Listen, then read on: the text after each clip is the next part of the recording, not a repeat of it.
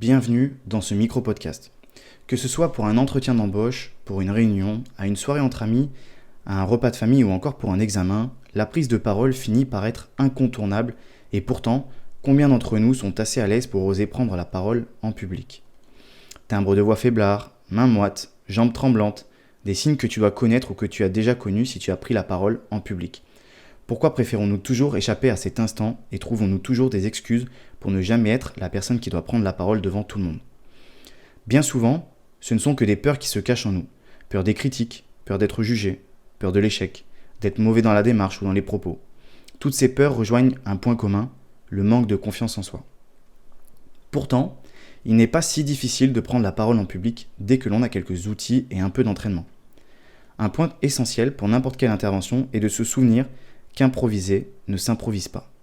Je vois trop souvent des apprenants partir devant le jury en n'ayant répété que 2 ou 3 fois leur soutenance. Pourtant, s'ils avaient répété une dizaine de fois devant des amis, de la famille ou encore devant le miroir, ils auraient pu améliorer leur préparation et avoir la soutenance en bouche, l'avoir déjà déroulée plusieurs fois. Ils seraient beaucoup plus à l'aise avec leur soutenance car ils la maîtriseraient et lorsqu'on maîtrise quelque chose, on est beaucoup plus confiant. Évidemment, quand on montre qu'on est confiant, cela se ressent et les gens le perçoivent. Donc ils sont beaucoup plus aptes à nous écouter que si l'on est stressé et apeuré par l'événement qui va suivre. Un autre point important se trouve dans la structure de son propos. La plupart des gens qui vont nous écouter ne retiendront souvent que 2 points, l'introduction et la conclusion. Et ces 2 points sont étroitement liés avec la posture que l'on adopte. J'ai eu l'occasion d'en discuter avec un formateur lors d'une interview qui sera bientôt disponible. Il était question de savoir si la posture d'un formateur était importante dans la réussite de son cours. Cette question peut être évidemment étendue à n'importe quel type de prise de parole. Et sa réponse a été évidemment claire, oui, la posture d'une personne va être importante au tout début d'une prise de parole car c'est à cet instant que l'orateur, la personne qui va prendre la parole, va pouvoir poser le contexte. Il faut se souvenir qu'avant de nous entendre parler, les gens vont nous voir. À la fois notre posture, nos habits, mais aussi nos gestes, nos façons de faire. Il existe ce qu'on appelle l'effet de halo.